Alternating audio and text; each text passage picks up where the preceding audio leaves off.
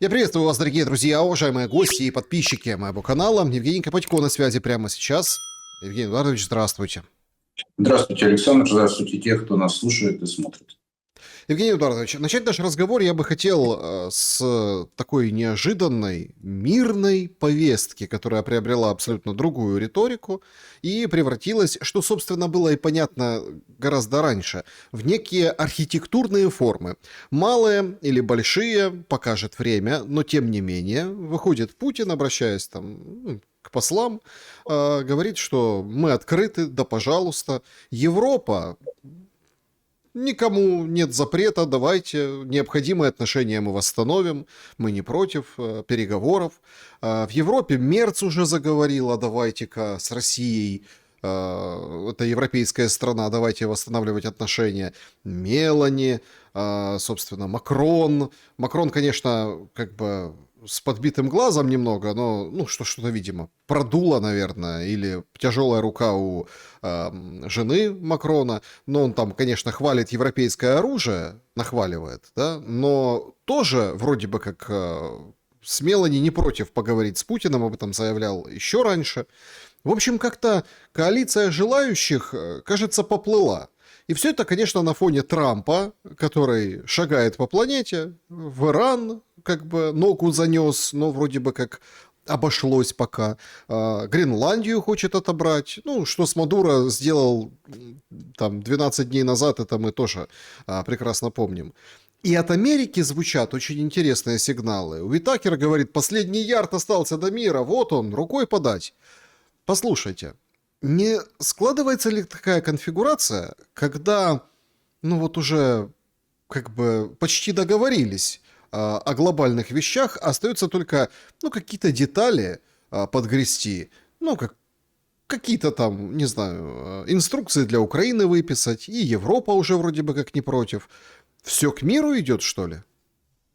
Ну да, а теперь вспоминайте, сегодня 15 число января, давайте, как мы с вами говорили в прошлом году, давайте-ка все-таки выступление таки Равина послушаем, да? Что 15 таки января наступит мир, да? Но я от этого оттолкнусь, это ни грамма не иронизирую. Ничего я такого не вижу на самом деле.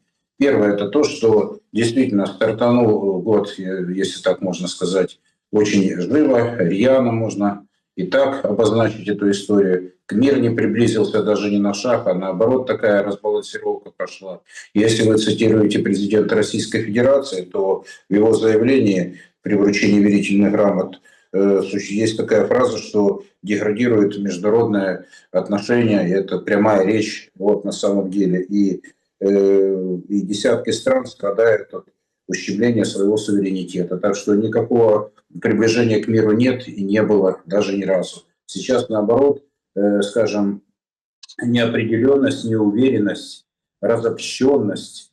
Вот я такие слова подбираю как социолог. Вот что человек такой? Вот неопределенность, неуверенность, разобщенность. Вот это вот очень высокий уровень тревожности с начала года. Это, наверное, ключевые слова, которые характеризуют, наверное, вот это бурное начало. Теперь вопрос о мире.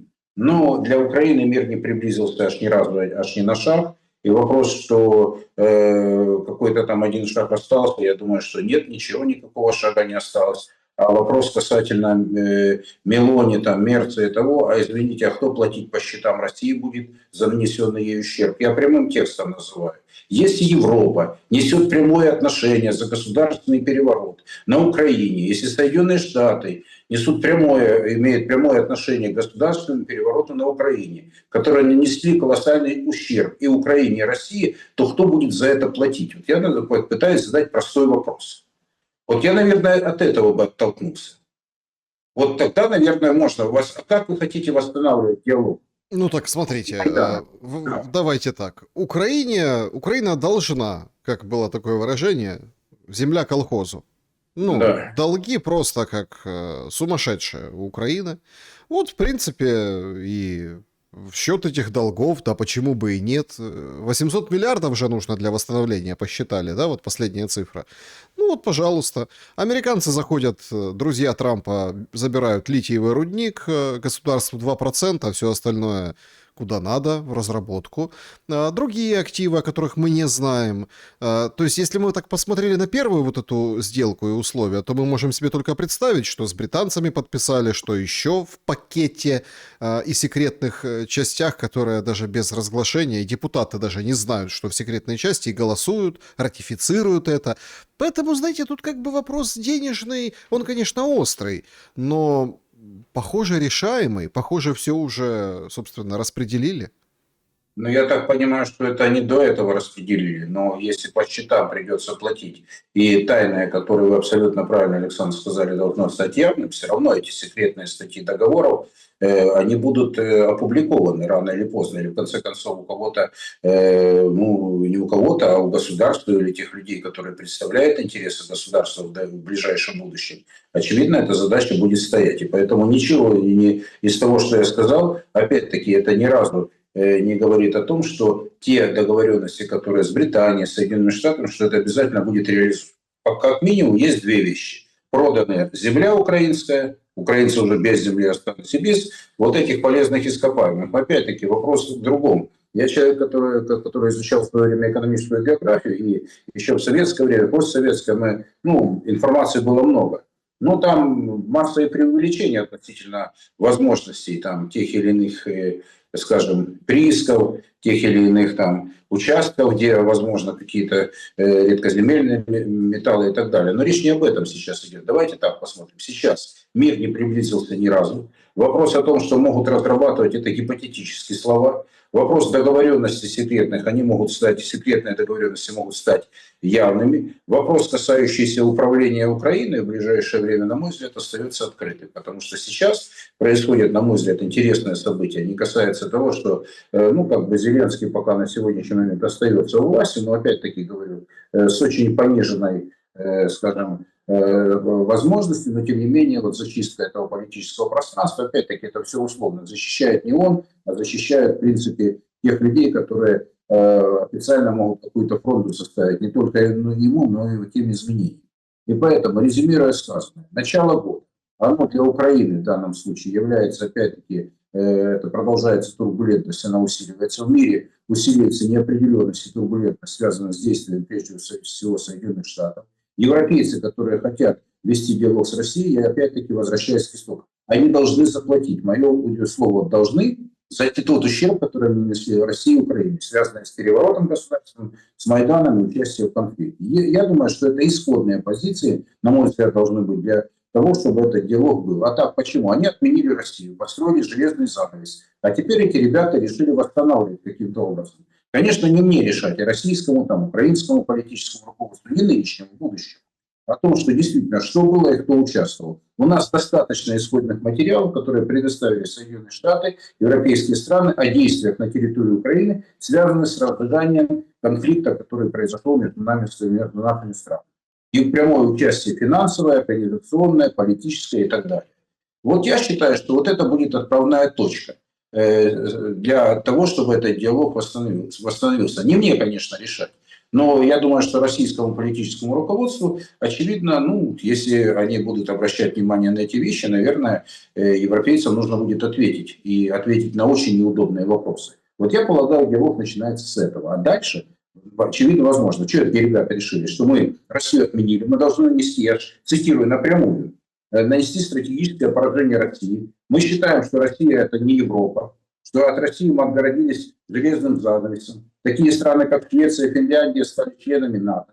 Границы НАТО увеличились на 1300 или 1400 километров вдоль России. И после этого ребята решили, что нет, говорят, мы теперь играем по-другому. Финны говорят, может, откроем временно границы. Я думаю, что не закурят ли они бамбук в этом случае. Понимаете, я говорю такие вещи на сленге. Еще раз говорю, не мне решать. Но если этот разговор, вы хотите вести диалог, то ваша доля ответственности за те события, которые сейчас случились и в странах, и в Европе в том числе. Они незаконны, они антироссийские, и вот этот разговор может начинаться только после признания вот этих всех вещей. Это мое, может быть, такое частное мнение, другого у меня нет для вас. Давайте будем откровенны. Смотрите, всегда же можно найти козла отпущения. Вот, пожалуйста, Зеленский, да. А мы не знали, а мы вот вообще ничего, ни сном, ни духом. А вот там всегда можно вспомнить коррупцию, всегда можно кого-то, в общем, в чем-то обвинить. Ведь это же нормальная практика, когда вот вы призываете к ответу или там, ну, Я не ситуация. призываю, я констатирую это Не, просто. нет, Из если этого, на мой взгляд, ситуация подходит к тому, что нужно кто-то, должен кто-то отвечать, то, как правило, ну, отвечать никто не будет, спишут на кого-нибудь. Сейчас очень удобно, конечно, все списать на Украину, не находите? но дело в том, что на Украину и так все списали, и с нее все списали. И недвижимость, и земли, и собственность экономическую. С нее списали. Суверенность страны. Ну, давайте так. Ну, это как бы решение такое в стороне. Но с другой стороны, давайте говорить так, что вопрос не то, что я там, знаете, вправе нам там каком-то порыве. То есть я считаю, что если люди несут ответственность, мы с вами цитируем слова, что мы несли ответственность за эти события, значит, как минимум признание этого является началом диалога. Не то, чтобы списать. Тогда, если вы обвиняли во всем Россию, то теперь, наверное, доля ответственности лежит на Западе. Украина в данном случае, она не субъектна. Так получилось. Ну, такая вот история случилась в настоящее время. И, на мой взгляд, сейчас речь идет не о том, чтобы сейчас там обвинение, просто констатация того, что уже признано, что эти действия носили, скажем, наносили ущерб той же Украине. Вот, наверное, после этого диалог возможен, Александр. А что здесь такого? Ведь обвиняли, совершенно голословные обвинения были там, и России, как бы, в том, что она не делала на самом деле. Ну, давайте так называть. То есть, как бы, государственный переворот, что Россия совершала? Нет. Ну вот и все. Все остальное это уже детали. И игнорировать их и сказать, ребята, теперь будем по белому, когда сломалась вся конструкция страны. Когда сломалось вообще все правовое поле, гражданское поле. Я как социолог говорю, социальное поле страны сломано. Миллионы людей изменили радикально свою жизнь. Вот мое вот мнение, вот я, допустим, там не лезу в какие-то там вопросы с нефтью связанные, там, с какими-то вещами. Но вот социальная жизнь, она каждого человека в этой стране затронула. И затронула миллионы и десятки миллионов людей. Нет ни одного человека в стране, который, в принципе, остался в стороне от проблем, которые сейчас накрыли Украину. Неважно, это энергетические, политические, связанные с ТЦК, с эмиграцией, с сохранением тепла в доме, с каким-то политическим будущим, какое возвращение к каким-то другим как бы, формам жизни, когда общество как-то договаривается, когда в обществе есть некоторый консенсус и некая картина социального будущего. Я это, Александр, на сегодняшний день не вижу. И поэтому вопрос европейцев, а давайте-ка вернемся к России после того, как мы ее обменили, я считаю, что это пока ни о чем разговор, потому что это должны быть приняты политические решения, которые отменят предыдущие. Пока предыдущие решения не отменил никто. Вот это мое мнение. Я так глубоко себе представляю ситуацию. Вот именно должны быть изменены политические решения. Слово «должны» имеет значение. Оно имеет, в моем понимании, в моей картине мира, имеет вес. Потому что если мы допустили ошибку, мы эту ошибку должны исправить. У этой ошибки есть должность канцлера, там, премьер-министр, там, я не знаю, Европарламент. У них есть фамилии, имена и отчества. Вот тогда, наверное, что-то и будет получаться. Когда Трамп сказал, что Буш был, вернее, Байден был нехороший человек, ну, он вообще была нехороший, вы помните слова, которые разбрасывали, что это были там чуть ли не идиоты, там, не люди не совсем хорошие, нехорошо дружащие с психикой и так далее, которые просто глупы. То есть это название человека, который управляет государством, от его ближайших соратников, которые представляли интересы страны, причем в немалом периоде, скажем, политической жизни. Вот такая вот история. Трамп, когда говорит, что Россия готова заключать сделку, идти на мир, Зеленский не готов. Это не перекладывание ответственности, это не ну, то, о чем вы говорите, о чем, вот, с чего мы начали и на чем вы настаиваете. Ну, Зеленский, это вот он препятствие к миру, как бы к нему все, собственно, и все шишки на него, и вопросы, и, в общем, его нужно переступить, и тогда будем идти дальше этой тропой дипломатии. Но смотрите, мы уже с вами не единожды говорили о факторе субъектности Зеленского. Я говорю, той информации негативной, которую вывалил Запад на него лично, включая ключевых мировых игроков СМИ и там, политических специалистов там, в области внешней политики, украинской политики и депутатов различных парламентов. То есть они как бы его и так девальвировали. Но с другой стороны, если они опять его наделяют некоторой субъектностью, я полагаю, что это опять-таки от лукавого, это попытка его наделить субъектностью и перенести долю ответственности на него. Вот. Но с другой стороны, вы же вспомнили о деле Медича. То есть люди, которые ограбили страну, которые спокойно уехали в другое государство, там, с несколькими сотнями миллионов там, долларов или сотнями миллионов долларов, и ничего с ними не произошло. Их приняло это государство, ничего не случилось с людьми. А какой вы хотите, как бы, чтобы какая-то обратная связь была?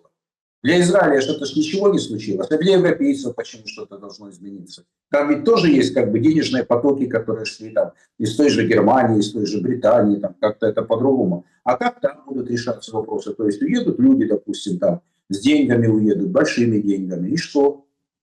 Понимаете, вот когда не наступит, для них не наступили политические последствия, люди спокойно себя чувствуют в этих странах. Вот поэтому я считаю, что это все белый шум, на мой взгляд. Это обилие информации, которая опять-таки запутает людей и ситуацию. То есть разговоры о мире – это просто ширма, на мой взгляд, на сегодняшний день. Это мое частное мнение.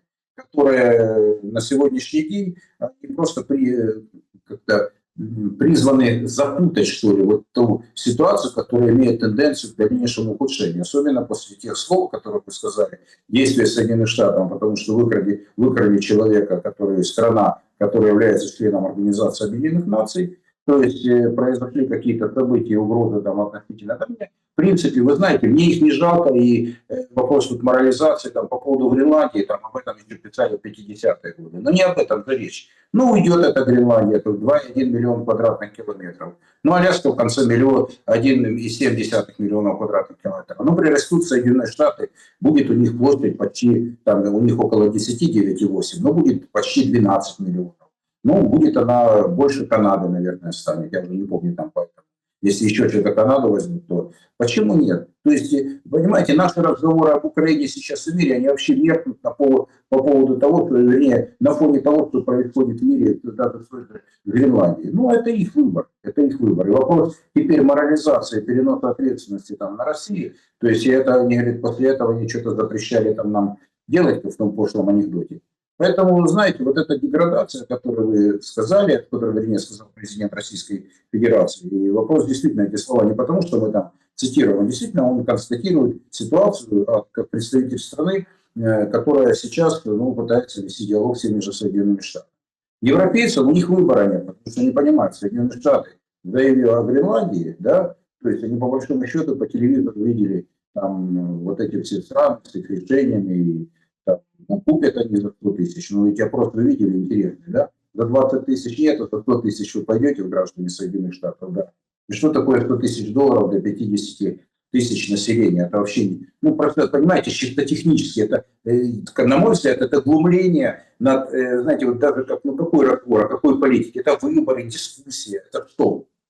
Это просто деградация, просто тотальная. И в мире нет ответственности. Он не собрался после того, как выкрали Мадуро. Ни французы, там, ни немцы, ни англичане, ни поляки, там, ни канадцы. Там. Никто ж не собрался. То есть люди, мир этот принял. Это приняли как действие. То есть начали обсуждать, что бы было, если бы.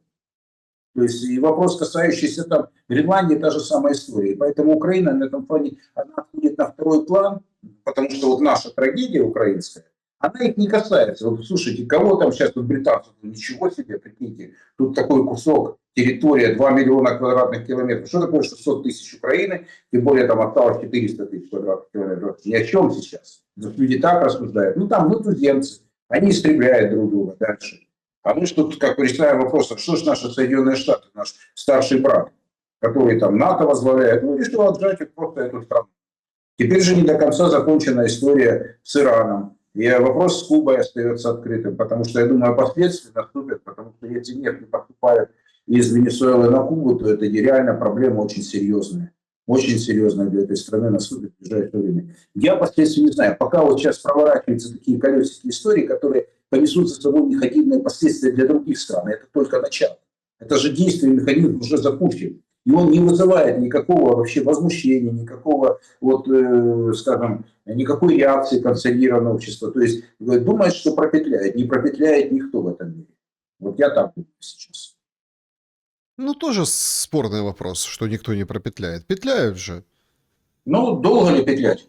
Ну, смотрите, ну, петляют и будут дальше петлять. И все, конечно, с уровнем международных деградировало, с международных отношений, да, с этим уровнем. Однако, но нужно же использовать шанс, и время его как бы подбрасывает, да? Вот шанс. Шансы Неужели? наоборот, на мой взгляд, уходят, Саша. Объясните свою позицию. Не приходят, а Я вас уходят. перебил, извините, закончите свою мысль, я просто, да, чтобы я не перебивал Нет, вас. Да. надо просто шанс использовать Украине для того, чтобы войну закончить. Вот смотрите, А как вы можете... Да, пожалуйста, многие пожалуйста. считают, что там переформат правительства, который мы наблюдали вчера, там, да, позавчера там не очень хорошо получилось, поснимали, не назначали, ну, назначили. Это вот какой-то шанс на какое-то новое движение, новый импульс. Зеленский усиливается. Перед чем ему усиливаться? Ну, перед разгромом? Нет, перед разгромом не усиливаются, перед разгромом все разбегаются.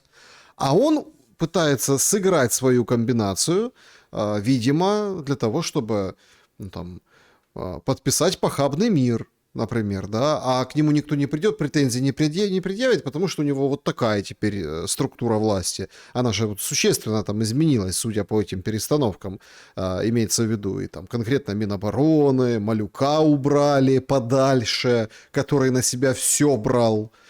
Он, не он, СБУ, не СБУ, ГУР, Ми-6, неважно, бандиты какие-нибудь там из Кавказа, которые связаны с тем, что Киву, ну, вы помните, да, вот этот вот, случай, да, это же, а он же преподносит это я, удар какой-то, это я, вот это я. Его убрали зачем? Ну, чтоб не светить. Но с другой стороны, Буданова, который тоже на себя много чего брал, его приблизили, но для этих же переговоров. В общем, шансы есть, и к ним, судя по всему, Зеленский готовится или к чему-то другому готовится. Ну, опять-таки, Александр, вернусь к этому вопросу. Ну, не вижу никакого шанса для мира вообще от слова совсем, если можно так и пояснить. Потому что смена сейчас вот игроков, которые внутри Украины, они для международного вот как бы политикума, который управляет Украиной, им все равно. Потому что на самом деле, почему Украина? Сейчас неважно, кто там, Малюк будет, еще кто-то. С точки зрения, возможно, каких-то комбинаций на будущее, если они хотят сохранить эту конструкцию, возможно. Но по факту ни один из них не является субъектом в полной мере по той простой причине, что все деньги происходят, ну, идут с Запада. Все политические решения, касающиеся этих персоналей, я утверждал и буду это утверждать, зависят от решения тоже извне. То есть можно каким-то образом отойти на какое-то время, можно на какое-то время там оттянуть какое-то решение по персоне, но по факту ничего не изменить нельзя. Потому что полностью управляемый процесс извне. Если, еще раз говорю, один простой пример. Как только заканчивается финансирование, завтра сказали, денег не будет, оружия не будет, заканчивается сразу государственность. Она захлопывается через там 12-15 часов, неважно через сколько. Подождите, война заканчивается, а не Не война, а государственность. как только заканчивается только финансирование, заканчивается государственность, потому что денег это на подкапельнице лежит человек. Ему идет инъекция без внешнего вливания, страна самостоятельно не выживет. Помните, подождите, помните, как Путин когда-то мальчику говорил, что Россия нигде не заканчивается? Объясните, что такое заканчивается государственность? Это заканчиваются ресурсы. Давайте я объясню так. Если человек имеет ресурсы, которые извне, он платит армии, он платит полицейским, он платит, условно говоря, там, обслуживающей, скажем, страну структурам, имеется в виду, педагоги, врачи, там, неважно, там, те, кто люди работают. Как только эти деньги заканчиваются, разрушается вся система одномоментно. Этих денег нет. То есть завтра у тебя нет денег. Большинство граждан Украины не имеют подушки безопасности хотя бы на несколько месяцев. Это первое, даже на месяц. Это раньше писали, сколько вы денег хватит, если в случае чего. То есть страна полностью зависит. Это заканчивается капельница, заканчивается дыхание. Все. Это искусственное, условно говоря, искусственное привлечение средств.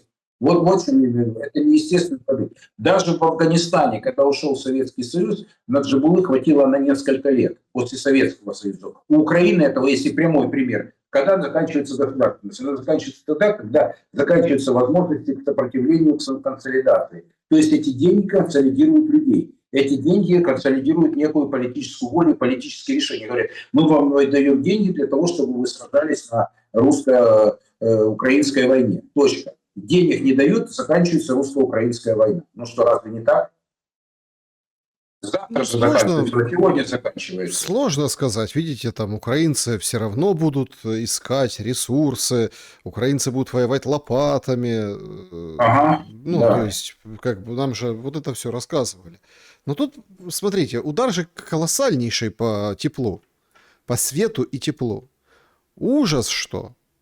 Я понимаю жителей других регионов, что все внимание приковано к Киеву. Да? Ну, всегда. Обстрел какой, Киев. Там, и все обсуждают Киев дольше, все обсуждают. Хотя ну, на протяжении вот последних месяцев и другие города серьезнее, чем Киев, обстреливали, да, но всегда внимание на Киев, потому что это столица.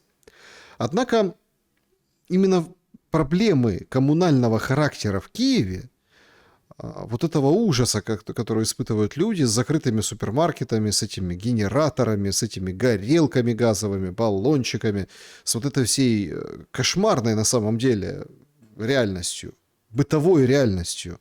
Когда Зеленский вводит чрезвычайное положение или ситуацию чрезвычайную и говорит, я отменяю, где это возможно, комендантский час.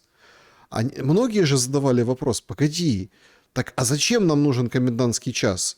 Уже нет смысла ловить этих диверсантов каких-то, ну, когда, ну, условно, да, когда там на подступах к Киеву стояли войска, тогда понятно, комендантский час. Сейчас в чем его смысл? Ну, ровно в том же, что продают пропуска, ровно в том же, что есть VIP-такси, клубы, которые работают в комендантский час, ну, для тех, кого надо, да, и как бы вот так вот, как бы на этом моются деньги. Но Зеленский вот отменяет. А отменяет чтобы что? Ночью-то еще холоднее. Куда ты ночью пойдешь? Говорят, в пункт обогрева, пункт несокрушимости.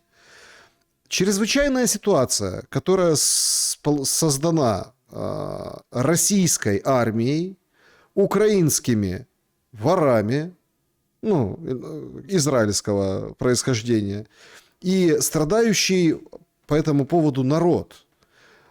Это ли не демонтаж государственности?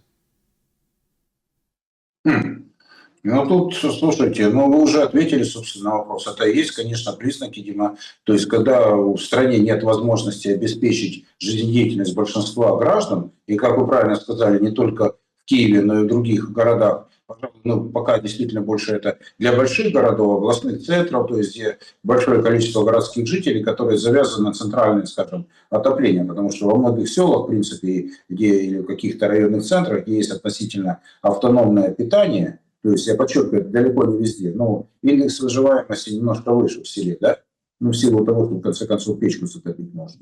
Ну, когда это делали, почему-то... Я, знаете, вспоминаю, Александр, когда это коснулось Крыма, да? Почему такое? А когда взорвали линии электропередач, не надо говорить, о чем было. Причем взорвали соплеменники, еще вроде как бы ничего не было. А по Донецку ничего не надо проводу говорить, да? Вот это говорит о не плане сатисфакции. Это не в плане того, что все это началось не здесь, не от России. И взрывали линии электропередач тоже не в России. Понимаете? Вот это все последствия всегда будут очень тяжелыми в этой истории. И вопрос это не то, что это пришли. Вот это называется, вот, скажем, ухудшающаяся ситуация, которая не о мире сейчас говорит. Это как раз, я продолжу вашу мысль с начала нашего диалога, о том, что как раз все признаки говорят о том, что ситуация и дальше будет ухудшаться. Я не знаю, как укрепиться в этих условиях власть, нынешняя власть, потому что ей будут задать вопрос, а зачем вы не идете на диалог?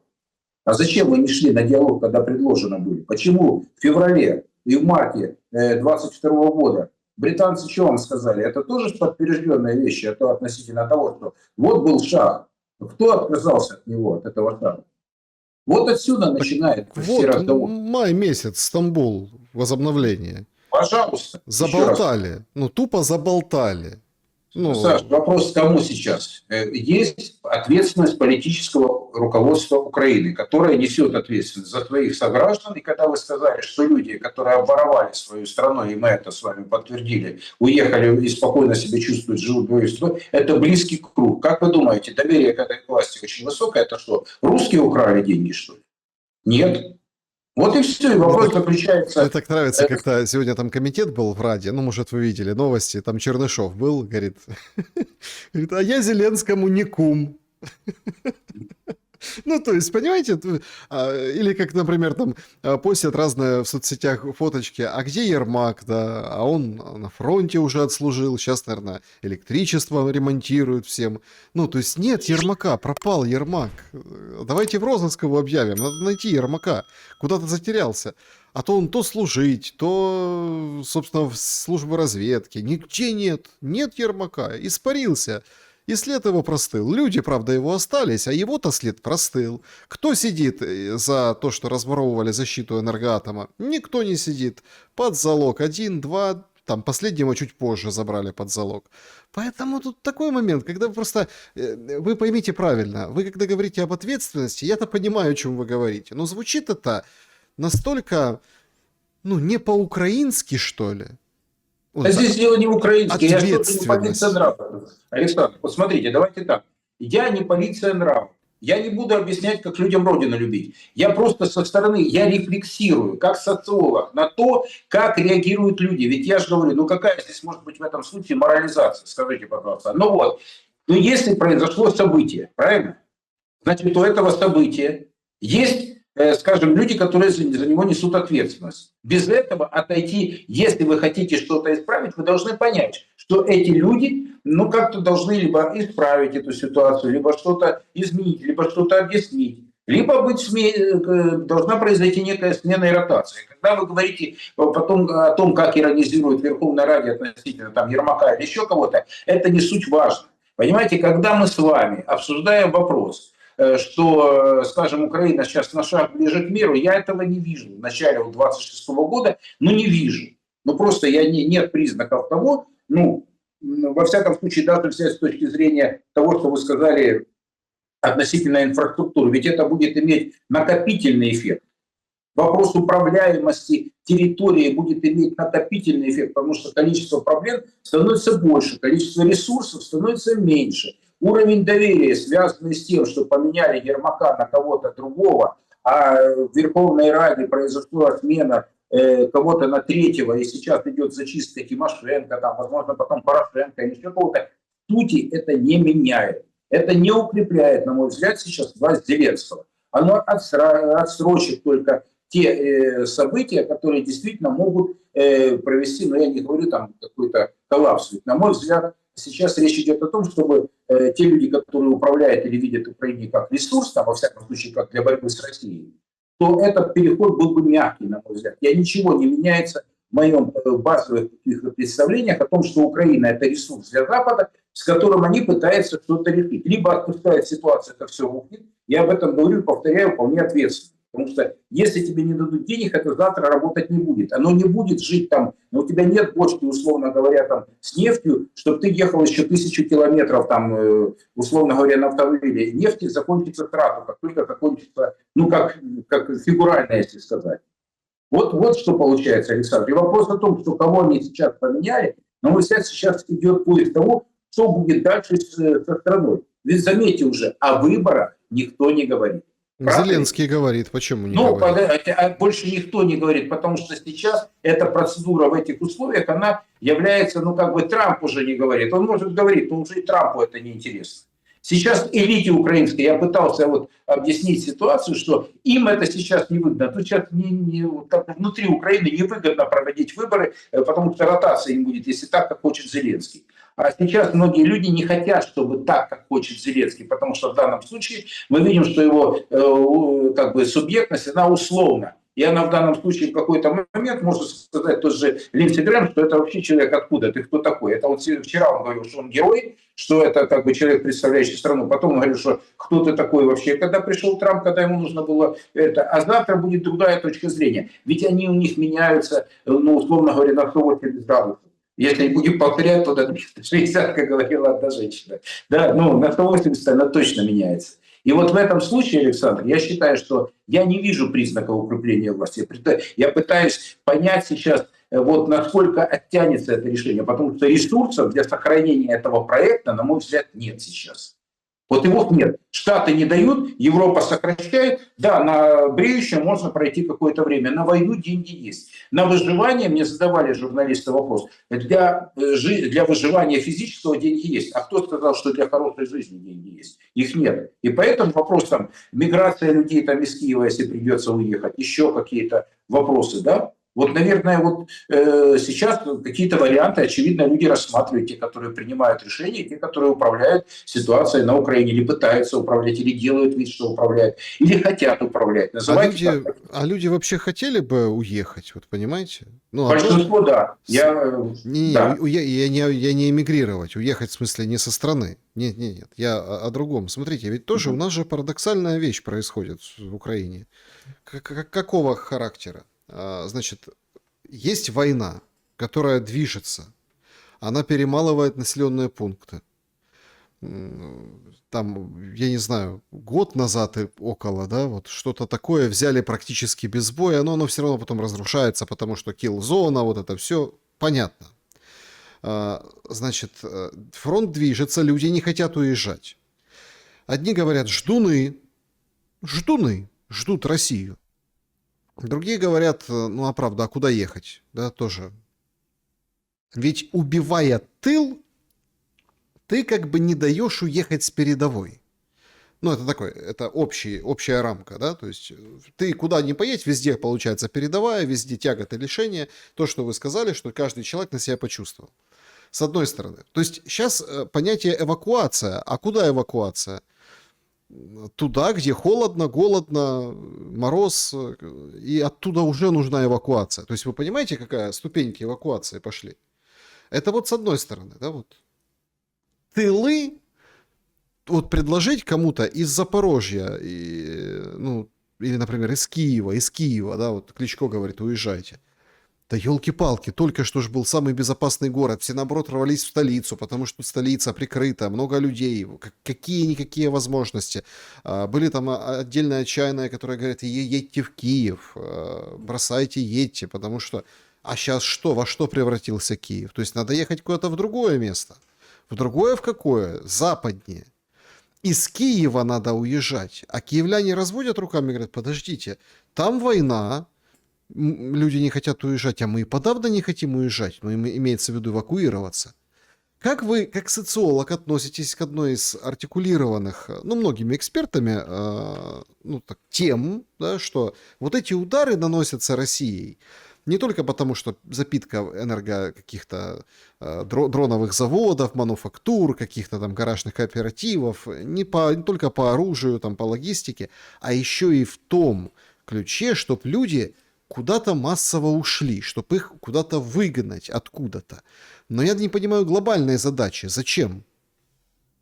Я думаю, что это продолжение. Вы спрашиваете как социолога меня, мы с вами моделируем ситуацию, пытаемся понять, что есть признаки сейчас стабилизации социальной и хозяйственной жизни на Украине, их нет. Происходит дальнейшая деградация социальной жизни на Украине. Она и так как бы на уровне выживания. Почему нужно двинуть огромное количество людей из того же Киева или из других городов? Да потому что условий для сохранения, поддержания жизнедеятельности большого социума нет просто на сегодняшний день. И в ближайшее время их не будет. И задача властей, они прекрасно понимают. Если откроют они границы, то хлынет поток иммигрантов, хлынет из Украины. И я так полагаю, что если такие действия продолжатся, если эта ситуация будет ухудшаться, то есть вопрос идет, вы говорите, идет мир. Мир это что? Это договоренности с Россией, да, в данном случае? Да. Пока договоренности с Россией нет. Пока я не вижу пока никаких признаков. То, что там привезли какие-то пункты, там еще что-то, пока нет. Пока все заняты сейчас. Все обалдели от Гренландии, смотрят на Венесуэлу, еще какие-то вещи, еще Иран на подходе. А в Киеве пока признаков стабилизации ситуации нет. И поэтому украинские власти, включая Киева, учитывая, что там приток населения был довольно большой, еще до второго Майдана там население, как в Монреале было, как в Барселоне, там больше 3 миллионов человек. То есть Киев не маленький город там на постсоветском пространстве. Конечно, исход людей, если их нельзя поддержать физически, то есть не будет тепла, воды, то, очевидно, людям нужно будет уйти. И вопрос это не о 330 квадратных километров газа, эта территория значительно больше, понимаете, какая история? И поэтому я думаю, что для людей будет предложено, чтобы они покинули страну. И, возможно, Европе придется, если будет продолжаться война, речь идет о чем? То прекращаются боевые действия, Украина соглашается на какие-то предложения, и даже не о России сейчас, а о предложениях Соединенных Штатов, и слова Трампа сейчас звучат, у вас карт нет на руках, правильно? И вопрос идет консенсус с Европой, что мы создаем возможности, чтобы вы эту войну продолжали, а Трамп говорит, что мы войну продолжать не будем, на сегодняшний день и финансировать его не будем, но мы на этой войне будем зарабатывать. Задачи спрашиваются. Тогда должен быть консенсус у европейцев с Соединенными Штатами. Консенсуса нет. И поэтому, возвращаясь опять к началу нашего разговора о том, что Мелони, Мерц говорят о том, а почему бы нам не вернуться к России, она европейская страна. Что эти люди на протяжении 10-12 лет отказывали России в том, что она европейская страна. Даже финны, которые получили все возможные плюшки, как принято говорить, политические, социальные, экономические от сотрудничества с Россией после войны, причем Россия была очень толерантна в этом плане, вспоминая историческое прошлое и то, что финны своей независимостью и своей территорией обязаны Российской империи, почему-то вот эти вещи забывают. И не зря при многих раскладах нужно возвращаться к другому, посмотреть через призму другим взглядом на события, что, оказывается, может быть, не в России дело, а в России, если вы ее отменили, то теперь что вы решили? По щелчку, оказывается, у вас нет консенсуса со Штатами, оказывается, в Дании тут придется отжать кусок территории, извините, по-другому не скажешь, 2,1 миллиона километров. О какой сейчас Украине идет речь? Если у нас там получается ситуация, непредсказуемая, думают европейцы. Так, давайте так с русскими разговаривать. Я об этом случае опять-таки говорю. А русским есть смысл возвращаться к середине разговора о том, что, скажем, европейцы не признают свою ответственность, еще раз говорю. Так делается, говорит, ребята, вот был конфликт. Вот вы обвинили во всем нас. Оказывается, не во всем мы виноваты. Оказывается, не виноваты в этих историях. И оправдываться не нужно. Вот тогда, наверное, этот диалог будет. Я опять-таки повторю эту историю, Александр. По-другому не получится, на мой взгляд. Хотя, если, в принципе, договоренности, которые могут быть из европейцев и Соединенных Штатов, посмотрим. Но только после двух событий. Последствия с Ираном и последствия с Гренландией. Опять-таки, на подлете еще Куба остается, потому что я думаю, что Кубу будут дожимать, потому что без нефти она долго не протянет. Но еще, на мой взгляд, я не знаю, как поведут себя китайцы. Если будет какое-то консолидированное заявление России и Китая, возможно, как-то американцам, может быть, придется сделать шаг назад. Мне кажется, я выскажу свое предположение, с вашего позволения. Мне кажется, что они что-то таки сделали, китайцы, но не публично. Возможно. Нам пресса пишет о том, что Саудовская Аравия, Оман, Катар, в общем, убедили американцев не наносить удар, потому что они четко знают, что ответ раненого зверя под названием Иран будет очень смертоносный. А они же соседи, они понимают, что это будет беда прежде всего на их головы, и в этих странах базы американские, в общем. Но мне кажется, тут не совсем вот это сыграло какую-то роль. Когда вот это была 12-дневная война, да, это покажется цветочками, будет очень серьезный какой-то больший ответ, но я думаю, что что-то какое-то непубличное слово сказал Китай. Возможно, Россия, но, скорее всего, Китай что-то таки сказал, не публично. Не исключено, еще раз говорю, что действительно мы с вами, я не хочу заходить и не буду на поле военных экспертов, я смотрю опять-таки как социолог и о социальных последствиях. О чем говорят люди? Как только закрывается Ормузский прорыв, все, закрывается артерия, это тромб получается. Как только развернулось одно судно возле Суэцкого канала в Красном море, все стало судоходство. Закрываются две эти артерии, заканчивается хозяйственная жизнь для миллиардов людей на этой планете. Вот и все. И люди понимают, что, очевидно, есть какие-то табуированные темы, которые при войнах, при сменах политических режимов не трогаются, правильно? Но если почему этих тем нет в российско-украинской войне? Или есть? Есть. Эти темы есть. Я не все их тоже хочу озвучивать в эфире, чтобы, вот тут уже диссидентство будет пахнуть с той и с другой стороны, если так откровенно говорить. Но есть тема. Это связано темы, опять-таки, мостов, это связано темы, многих каких-то предприятий, которые сейчас работают до сих пор на Украине, понимаете? Пока, слушайте, это же есть, вы же прекрасно понимаете, Александр, что есть они. Эти темы есть. И они люди, которые, понимают, что не наносились удары по многим объектам, как в России, так и на Украине. Это легко проверяется, эта история. Есть темы, наверное, которые не обсуждаются, правда ведь? Это связано. Но, извините, даже в 2022 году были такие моменты, там на миллионы долларов, все-таки товарооборот был России и Украины, и был после переворота, и 22 год еще нефть шла через суд же, правда ведь? Вот это же было. И газораспределительные станции работали многие, еще и до войны, когда накачка ситуации уже была, 21 год, а нефть и газ ушли. Вот вам ответы на вопросы. Есть темы табуированные? Конечно, есть. И мы с вами их озвучивать не будем. Не потому, что тут дело страха, потому что здесь действительно ты многих вещей не знаешь, но понимаешь, интуиция показывает, что и любой человек, там, те люди, которые разбираются очень глубоко в финансах, там, в экономике, понимают, что, конечно, эти темы есть. Это касается персон, это касается некоторых объектов, которые не наносятся удара ни с той, ни с другой стороны. Это очевидно. Евгений Эдуардович, орешник, похоже, уже перестал быть табу. Нам говорят, что в ближайшие 2 суток возможен еще один удар орешником. Если первый орешник вызвал какой-то такой оторопь некоторую, потом все начали, конечно, говорить, его не существует, это один пробный экземпляр, потом убедились, что существует. Малюк, которого убирали, вообще орешник уничтожал, когда он еще орешником не был. То есть паутина вот это, с гордо поднятой головой уходила, про орешник вспоминал. Он есть у Беларуси, это оружие. Но кажется, что теперь как бы орешник как так и надо. Смотрят за Капустиным Яром, закрыли там над ним пролеты. В общем, разведка какая-то, доразведка. Выпустили, все, 15 минут он подо Львовом, например. Но как вы оцените реакцию украинского, российского и западного обществ на орешник? Я ее оцениваю как никакую. Причем, сейчас объясню, что имею в виду. Да, есть там публикации, что вот ничего не поразил, да, это пустые боеголовки, такая бравада со стороны Украины, со стороны украинских экспертов. Другие говорят, да и в землю не вкапываются, да вообще это все враки. Короче, успокаивают всех.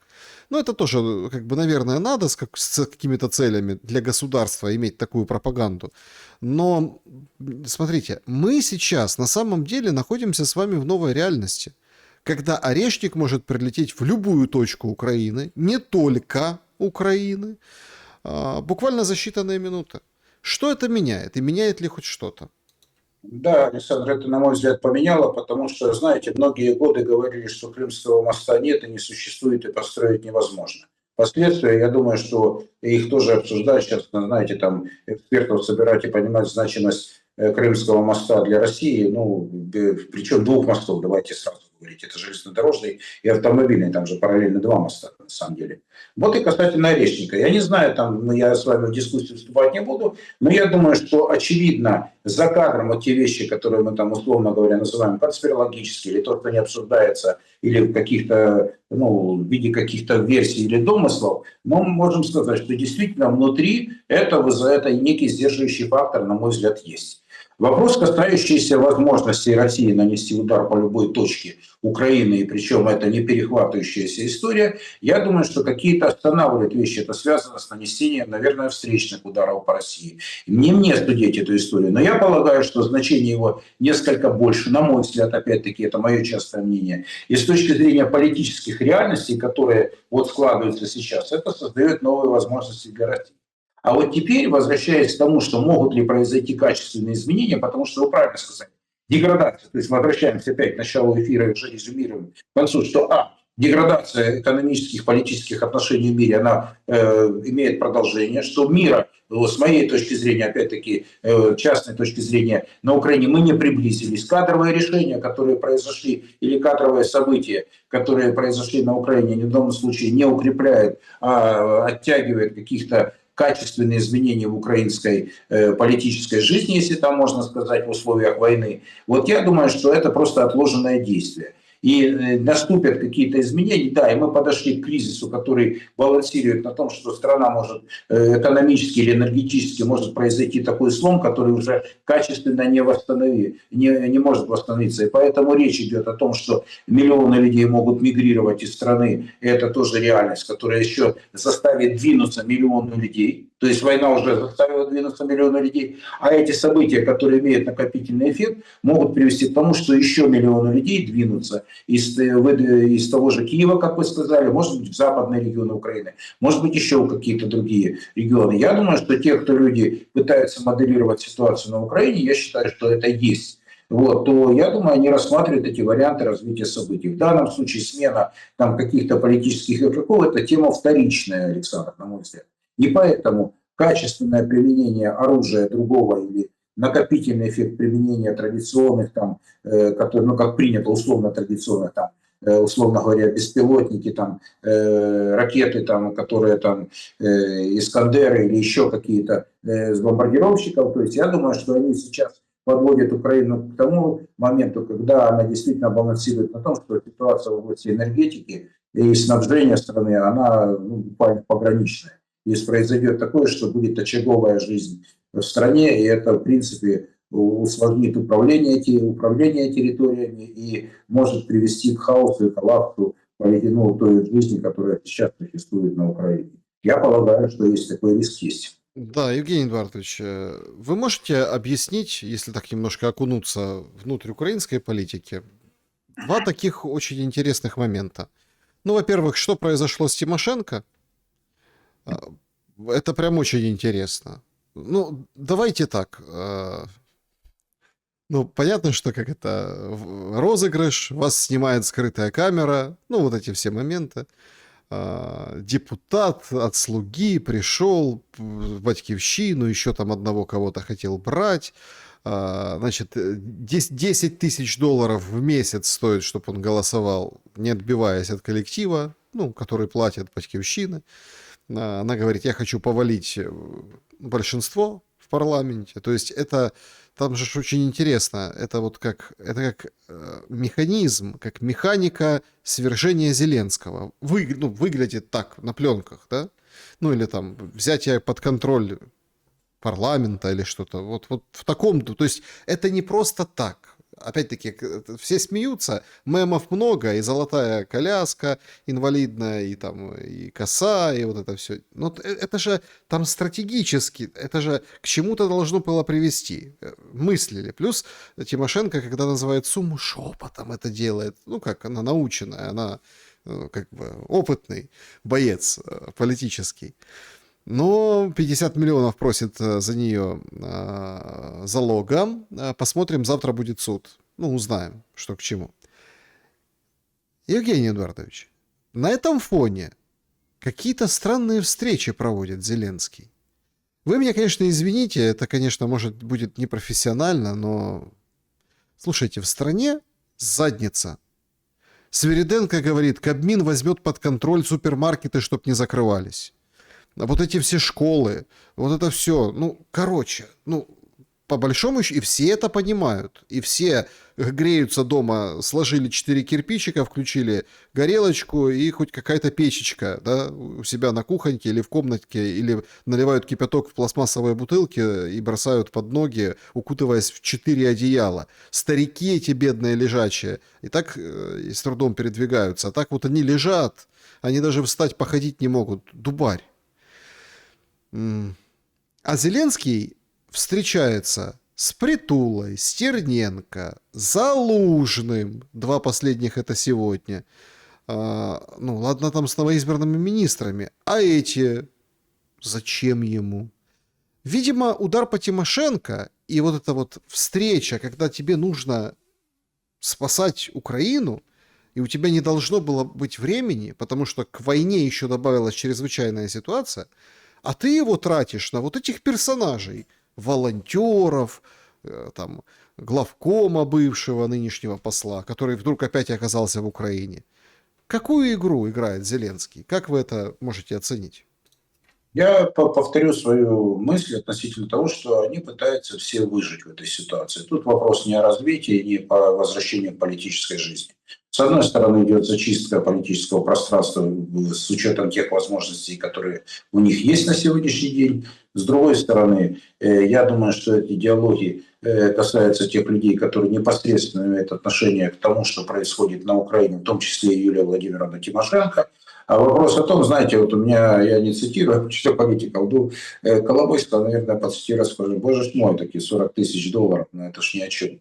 То есть и на самом деле, извините, я попробую оттолкнуться от этой фразы, не иронизируя. Слушайте, до момента, пока не включился НАБУ по поводу дела Миндича, это все знали, происходило. Речь шла о сотнях миллионов долларов.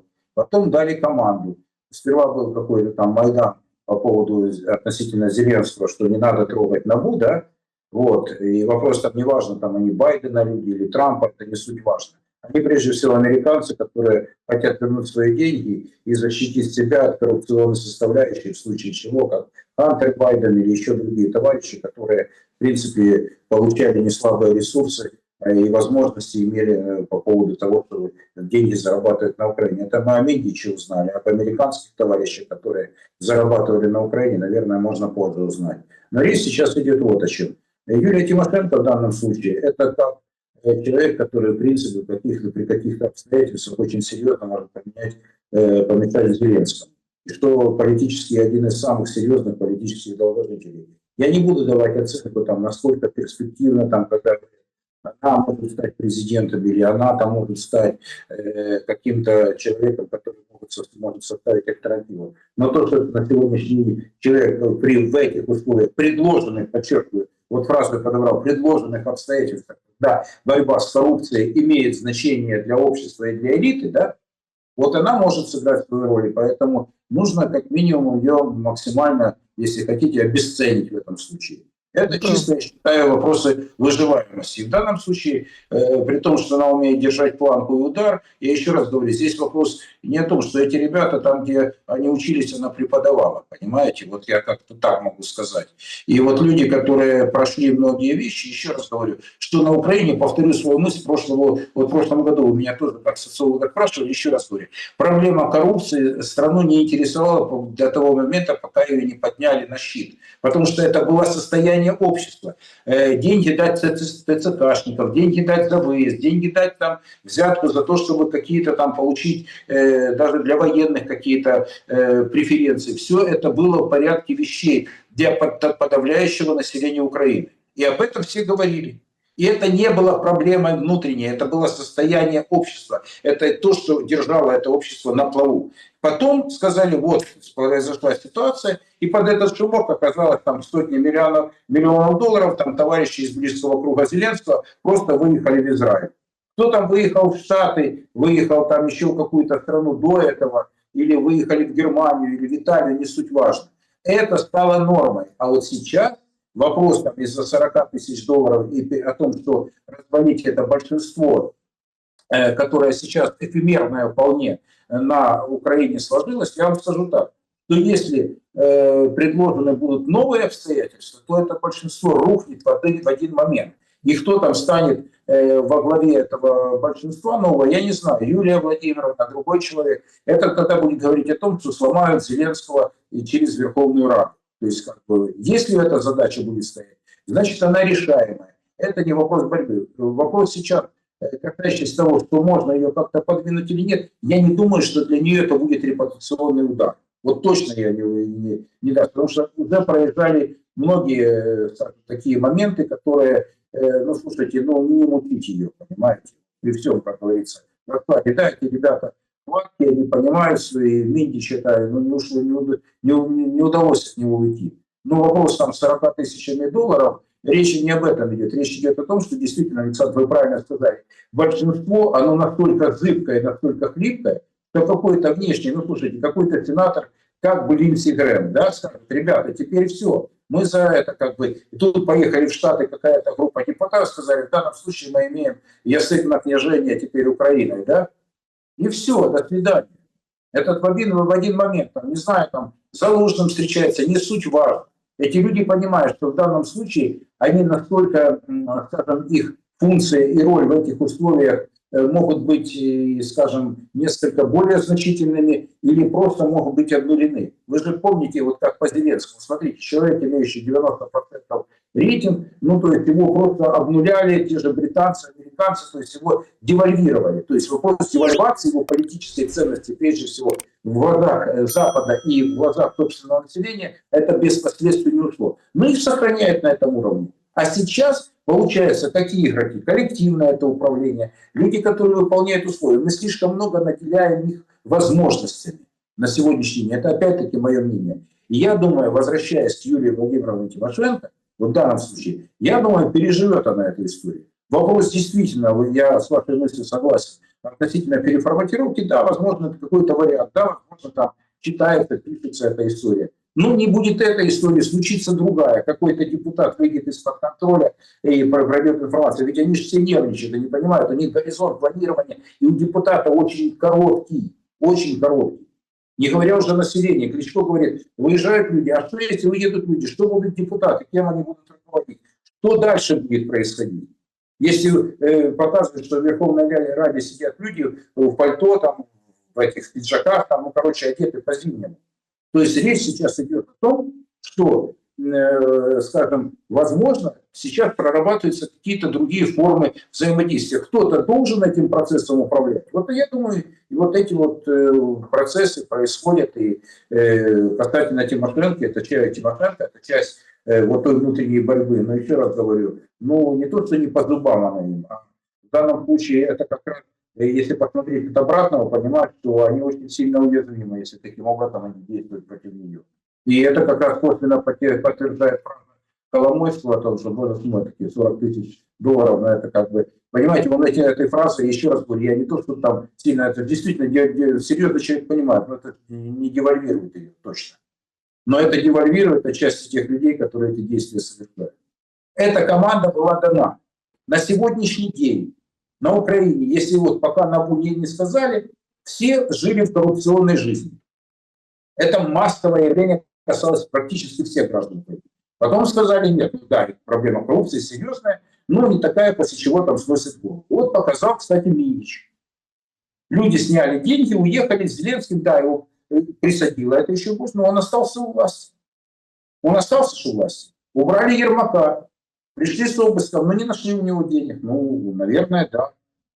Ну, как-то они успели отстроиться. Но это ему позиций политических не прибавило. Значит, нужно приземлить других немножко больше в политическом, возможно, плане. Ну, как бы бескоррупционный, так или как это, бессеребренник Залужный, но бог с ним. Ну, вот вопрос Буданова, это интересный вопрос. А вот это вопрос, кто может быть будущим управленцем, да. Вот у него биография в этом случае, смотришь, как работать. То есть, как бы там говорили, что британский человек или американский. Ну, 40-летний человек, вот, который имеет, на мой взгляд, серьезный потенциал. Вот, с другой стороны, как? Переворот это будет? Смена, скажем, власти, там, условно говоря, вам же Мадуро показали. Просто показали. На пальце. Эта страна абсолютно вовлеченная в американскую и европейскую жизнь. Да, Евгений Копатько был моим собеседником сегодня. Спасибо за время и мысли. Спасибо вам. Друзья, благодарю, что посмотрели этот выпуск. Напишите, с чем согласны, с чем не согласны. Главное, конечно, берегите себя и друг друга. Добра и света. До скорого.